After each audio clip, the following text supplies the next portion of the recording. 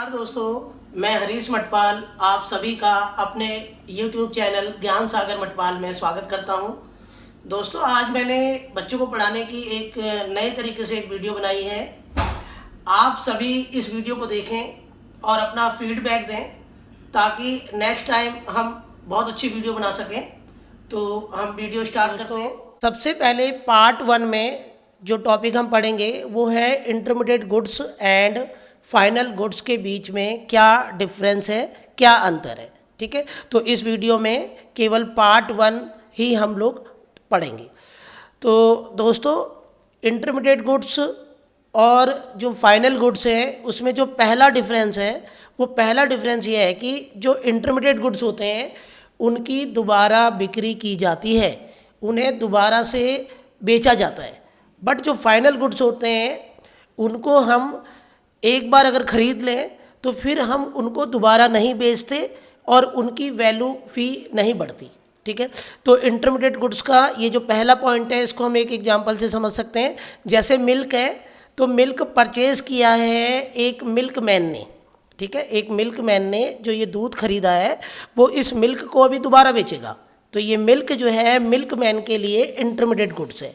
But अगर यही milk purchase किया जाता है घर में हमारी मदर या फैमिली के द्वारा अपने यूज़ के लिए परचेज़ किया जाता है तो ये फाइनल गुड्स है, क्योंकि इस मिल्क को अब हम दोबारा नहीं बेचेंगे। तो दोस्तों, इस तरीके से हमें पहला पॉइंट समझना है। फिर उसके बाद अगर हम सेकंड पॉइंट देखें तो सेकंड पॉइंट्स में ये है कि जो इंटरमीडिएट गुड्स होते हैं वो प्रोडक्शन बाउंड्री के अंदर रहते हैं। ठीक है, जो भी इंटरमीडिएट गुड्स हैं, जो भी मध्यवर्ती वस्तुएं हैं, वो प्रोडक्शन बाउंड्री, फर्म, फैक्ट्री, जहाँ भी प्रोडक्शन प्रोसेस हो रहा है उसके अंदर रहते हैं। बट जो फाइनल गुड्स होते हैं वो प्रोडक्शन की जो बाउंड्री लाइन है उससे बाहर आ जाते हैं, बन के तैयार हो जाते हैं, तो बाहर जो है मार्केट में आ जाते हैं, तो वो फाइनल गुड्स हो जाते हैं। इसको भी एक उदाहरण से समझ सकते हैं हम लोग। जैसे फार्मर ए ने कॉटन प्रोड्यूस किया, ठीक है, और 100 रुपये का कॉटन प्रोड्यूस करके बी को बेचा। अब बी ने क्या किया दोस्तों कि बी ने उसी कॉटन से धागा बनाकर सी को 200 रुपये में बेचा। फिर दोस्तों, जो सी है उसने उसी धागे से कपड़ा बनाकर कंज्यूमर को बेचा। तो ये सारा का सारा जो है पूरा ये प्रोडक्शन बाउंड्री है, क्योंकि कॉटन है, थ्रेड है, क्लॉथ्स हैं, अभी जो है ये फर्म के अंदर है, ये प्रोडक्शन बाउंड्री के अंदर है। और जैसे ही कपड़ा तैयार हुआ, जैसे ही कपड़ा तैयार हो गया और फिर उसको बेचा गया, कंज्यूमर को बेचा गया, तो वो दोस्तों कंज्यूमर को बेचते ही अब वो कपड़ा फाइनल गुड्स हो गया। ठीक है, तो इस तरीके से हमने दूसरा पॉइंट समझा। ठीक है, ऐसे ही हम इसी तरीके से तीसरा पॉइंट देखते हैं। तीसरे पॉइंट में ये बताया गया है कि जो इंटरमीडिएट गुड्स होते हैं वो as a raw material, producer जो है उन्हें एज ए रॉ मटेरियल उनका यूज करता है। ठीक है, और जैसे कारपेंटर है तो कारपेंटर ने लकड़ी को फर्नीचर बनाने के लिए यूज किया, तो ये जो लकड़ी उसने यूज की है ये एक इंटरमीडिएट गुड्स है। ऐसे ही जो स्वीट सेलर हैं उन्होंने, जो मिठाई वाले हैं हलवाई, उन्होंने जो शुगर है, चीनी, उसको जो है मिठाई बनाने के लिए यूज किया, तो यहाँ पे शुगर जो है एक इंटरमीडिएट गुड्स हो गया। उसी प्रकार से फार्मर ने, किसान ने कुछ बीज खरीदे और वो जो सीड्स हैं उनको as a raw material use किया, तो ये सारे के सारे इंटरमीडिएट गुड्स हैं। ऐसे ही जो फाइनल गुड्स होते हैं उनको कंज्यूमर भी यूज करता है और प्रोड्यूसर भी यूज करता है।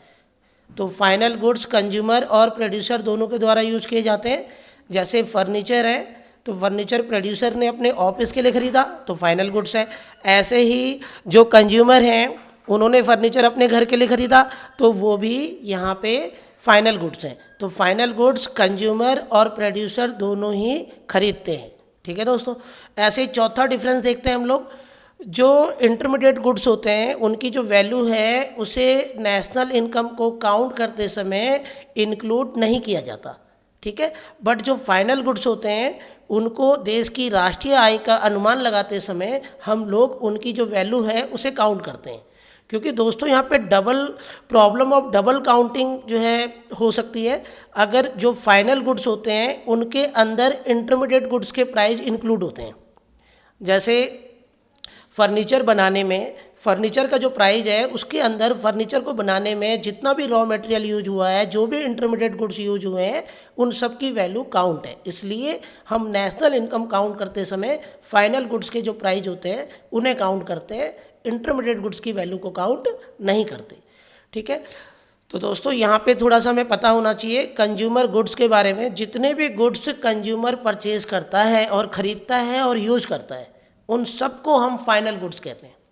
तो कंज्यूमर ने जितने भी गुड्स खरीदे हैं और उनका जितने भी गुड्स वो यूज कर रहा है, उन सबको फाइनल गुड्स कहते हैं। बट प्रोड्यूसर जो गुड्स यूज करता है उसे हम दो कैटेगरी में बांटते हैं, इंटरमीडिएट गुड्स और फाइनल गुड्स। तो प्रोड्यूसर के द्वारा जो भी गुड्स यूज किए जाते हैं वो दो कैटेगरी में है, इंटरमीडिएट और फाइनल। तो दोनों में डिफरेंस देखना है हमने।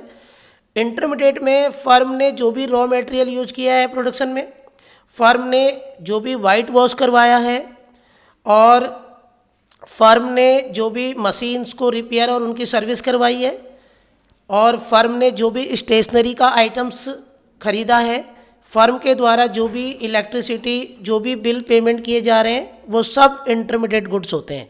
और प्रोड्यूसर ने जो फाइनल गुड्स में कैपिटल गुड्स जैसे machine, tools, furniture, electronics items, ये सारे कैपिटल गुड्स जो फर्म खरीदती है और उनका यूज करती है, उसे दोस्तों हम फाइनल गुड्स कहते हैं। दोस्तों अभी तक मैंने आपको इंटरमीडिएट गुड्स और फाइनल गुड्स के बीच में जो डिफरेंस है, जो अंतर है, वो समझाया था।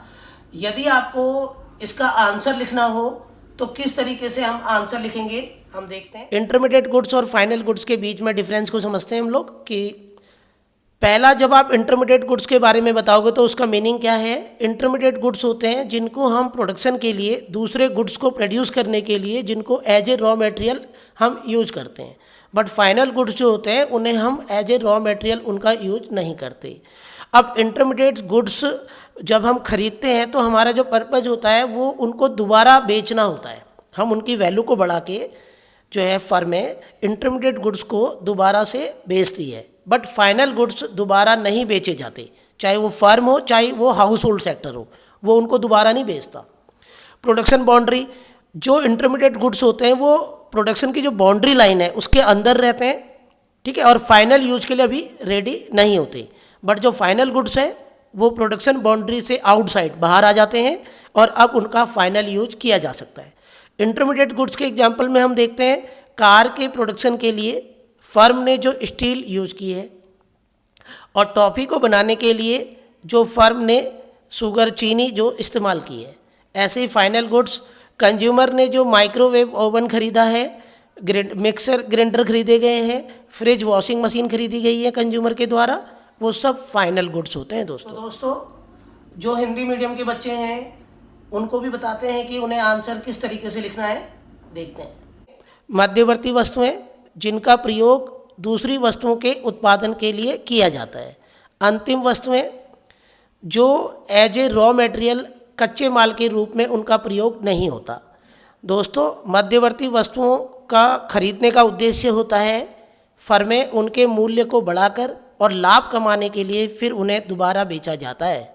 बट अंतिम वस्तुओं को लाभ कमाने के लिए दोबारा नहीं बेचा जाता। मध्यवर्ती वस्तुएं उत्पादन परिसीमा के अंदर रहती हैं, अभी अंतिम उपयोग के लिए वो तैयार नहीं होती हैं।